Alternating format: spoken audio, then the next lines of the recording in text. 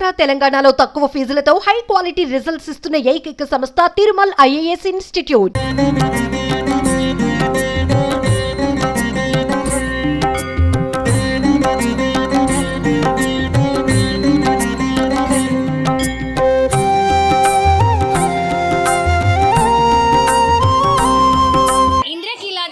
అబ్బురపరిచే సంఘటన ఒకటి చోటు చేసుకుంది. భక్తులతో పాటు వానరం కూడా క్యూ లైన్లో వెళ్ళి అమ్మవారిని దర్శించుకునేందుకు చూపించిన ఉత్సాహం అందరినీ కూడా సంభ్రమాశ్చర్యాలకి గురి చేసినట్లే అనిపిస్తూ ఉంది. మనం ప్రస్తుతం ఇక్కడ క్యూ లైన్ దగ్గర నుంచి స్టార్ట్ అయిందనమాట. వానరం ఒక కోతి భక్తులతో పాటు క్యూ లైన్లో వచ్చింది. ఇక్కడ ఇంద్రకీలాద్రిపై శరన్నవరాత్రుల కోసం చేసిన ఏర్పాట్లను చూసి ఒక్కసారిగా ఆనందంతో గంతులు వేసిన దృశ్యాలు కూడా మనం చూసుకోవచ్చు.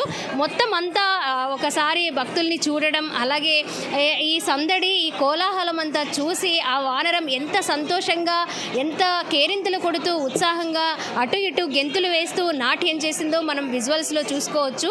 ఇదే క్యూ లైన్లో ముందుకు అలా వెళుతూ ఏమాత్రం ఇంతమంది జన సందోహాన్ని చూసినా కూడా ఎక్కడా కూడా భయపడకుండా, కంగారు పడకుండా తన ఆనందాన్ని వ్యక్తం చేసినట్లే కనిపిస్తూ ఉందన్నమాట.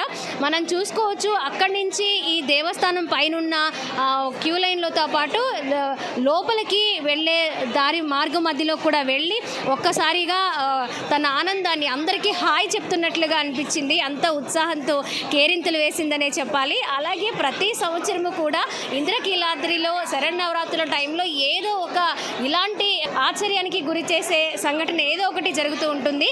ఏదో ఒక రూపంలో వానరం రావడము, అమ్మవారిని దర్శించుకోవడము, లేకపోతే భక్తుల్ని చూసి ఆనందాన్ని వ్యక్తం చేయడం తన కేరింతలతో, తన నాట్యంతో మనం అర్థం చేసుకోవచ్చు.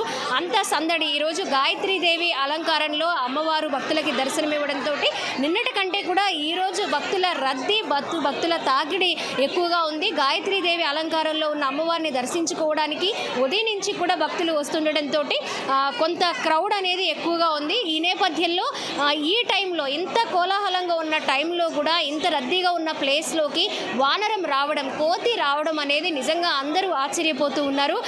ఎవరు కూడా క్యూ లైన్లో వారి మీదకి వెళుతుందేమో అని భయం కూడా లేకుండా అందరూ ఆ వానరుని చూసి సంతోషాన్ని వ్యక్తం చేసిన పరిస్థితి ప్రస్తుతం ఇంద్రకీలాద్రిలో కనిపిస్తూ ఉంది. ఇంద్రకీలాద్రిలో చోటు చేసుకుంది. కెమెరా పర్సన్ కృష్ణతో స్వాతి, సుమన్ టీవీ, ఇంద్రకీలాద్రి నుంచి.